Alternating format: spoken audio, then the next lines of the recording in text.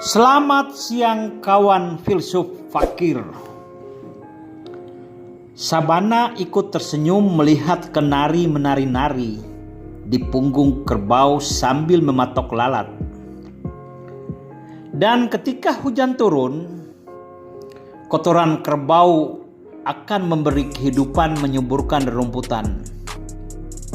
Hidup ini sebuah simbiosis untuk saling melengkapi. Seburuk apapun sifat seseorang, rubahlah cara pandangmu. Tetaplah dia dari sisi yang lain. Karena hidup ini untuk saling melengkapi.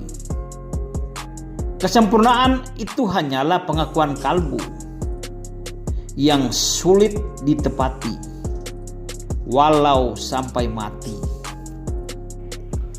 Baiklah kawan filsuf fakir, di hari ini, sebelum kami menjelaskan tentang makna kehidupan dari pandangan ilmu filsafat, kami akan mencoba menguraikan beberapa tokoh dalam ilmu filsafat untuk menjadi pedoman kita bersama.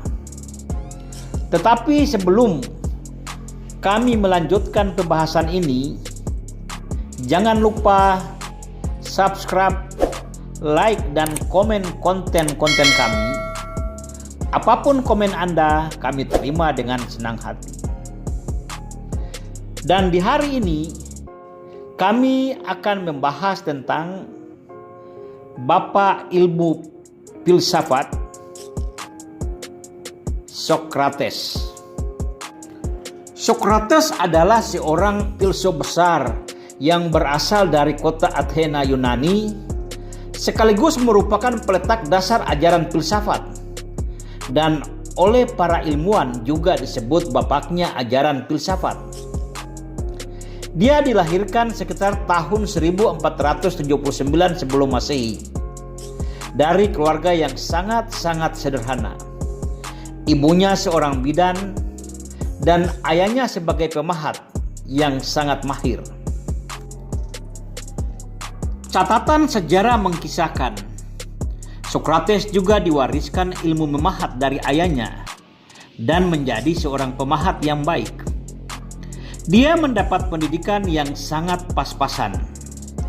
Pada masanya, Socrates juga ikut berperang sebagai tentara Athena, dan dia merupakan seorang tentara yang sangat berprestasi dan gagah berani dalam peperangan.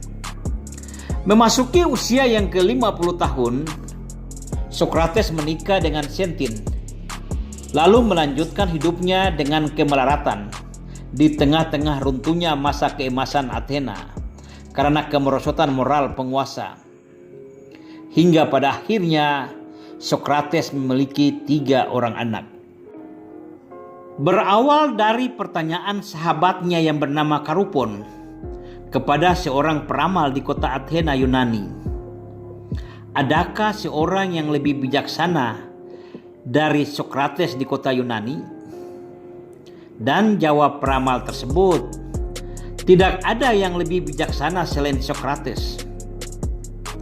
Mendengar jawaban itu, Socrates menjadi tertawa dan bingung.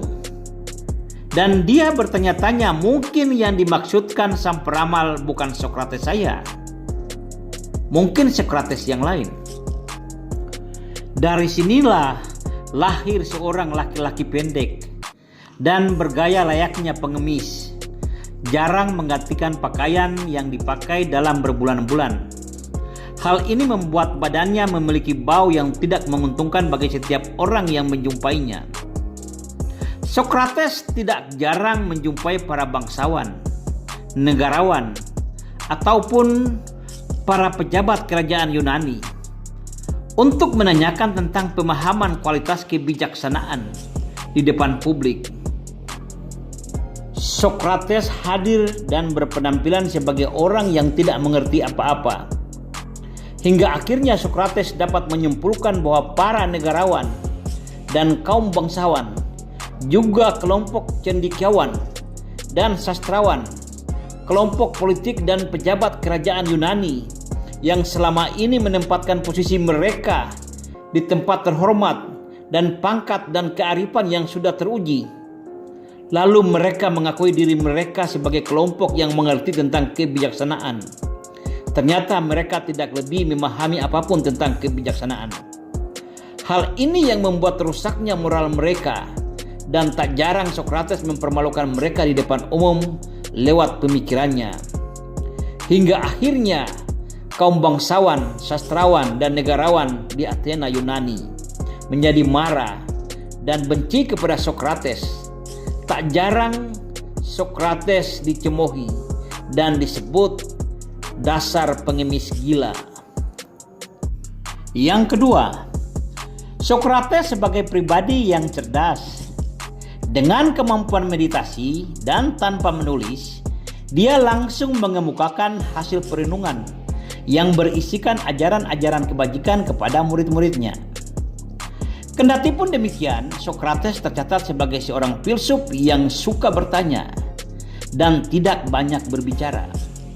Karena menurut Sokrates, kebajikan itu harus lahir dari diri sendiri, dan kebenaran harus lahir dari kawan yang berbicara. Sokrates tidak pernah sok tahu sendiri, sok pintar sendiri, dan sok hebat sendiri. Oleh karena gayanya yang nyentrik dan pengetahuan yang luar biasa, menyebabkan banyak sekali anak muda di Yunani berguru kepadanya. Kemanapun Sokrates pergi, anak-anak muda tersebut selalu mengikutinya. Cara menurunkan ilmu yang dijalankan oleh Sokrates kepada murid-muridnya dikenal dengan nama pedagogi, di mana murid-muridnya mendapatkan ilmu pengetahuan lewat pencaharian, pertanyaan, dan jawaban dari mereka sendiri. Sokrates merupakan pribadi yang sangat sederhana. Dia tidak pernah meminta bayaran atas ilmu yang diturunkan kepada murid-muridnya. Sehingga sering sekali Sokrates harus ribut dengan istrinya karena kebutuhan keluarga. Sejarah juga mencatat seperti apa yang dituliskan Plato dalam catatan hariannya. Sokrates tidak pernah mencatat apa yang menjadi hasil perenungannya. Ilmu yang diturunkan selalu dengan kata-kata kebijaksanaan yang keluar langsung dari mulut Sokrates. Hingga satu ketika keadaan di kota Athena Yunani menjadi ricuh dengan ajaran-ajaran yang diturunkan oleh Sokrates kepada anak-anak muda Yunani yang begitu mengidolakannya. Para orang tua menjadi marah karena anak-anaknya tidak mau mendengar nasihat mereka. Anak-anak tersebut lebih patuh dan taat kepada ajaran Sokrates. Hingga akhirnya Sokrates dihadapkan ke dalam suatu persidangan dengan tuduhan menyebarkan pemahaman sesat, hingga menimbulkan keresahan di dalam kota Yunani. Dan Sokrates lalu didakwa dengan hukuman mati. Ketika dakwaan itu disampaikan kepada Sokrates, dia bukannya marah atau takut. Malah dengan sedikit humor, Sokrates menjelaskan, sebetulnya para orang tua dan kaum bangsawan harus membayar saya dengan memberikan saya jaminan makan dan minum selama saya masih hidup sampai mati. Dan mereka harus berterima kasih karena saya sudah hadir di kota ini untuk merubah moral daripada generasi bangsa Yunani. Mendengar penjelasan Sokrates, lalu para hakim sepakat untuk memberikan hukuman mati kepada Sokrates. Murid-murid Sokrates banyak yang meminta supaya Sokrates melarikan diri. Tetapi Sokrates berpendapat lain.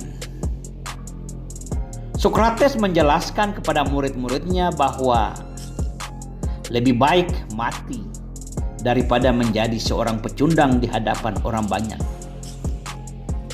Dari riwayat hidup Sokrates di atas, ada beberapa hal penting yang patut kita teladani dalam kehidupan kita sekarang ini.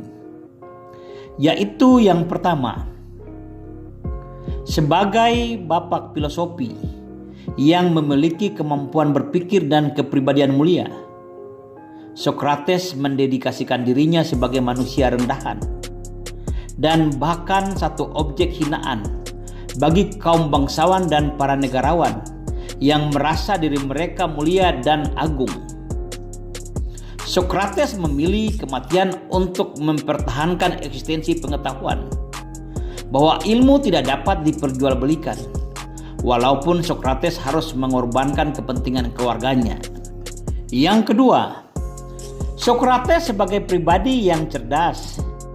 Dengan kemampuan meditasi dan tanpa menulis, dia langsung mengemukakan hasil perenungan yang berisikan ajaran-ajaran kebajikan kepada murid-muridnya. Kendati pun demikian, Sokrates tercatat sebagai seorang filsuf yang suka bertanya dan tidak banyak berbicara. Karena menurut Sokrates, kebajikan itu harus lahir dari diri sendiri dan kebenaran harus lahir dari kawan yang berbicara.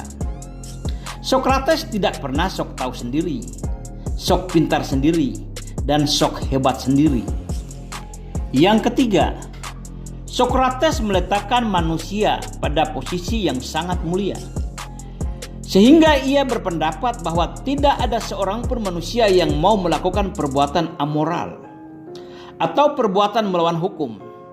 Dan kalaupun ada manusia yang melakukan perbuatan amoral, itu karena dia belum tahu dan belum mengerti yang mana perbuatan bermoral. Dan yang keempat, Sokrates mengingatkan kita bahwa kebenaran berawal dari pengetahuan, dan kebenaran adalah sumber kebahagiaan bagi seseorang, baik dalam keluarga maupun dalam lingkungan masyarakat.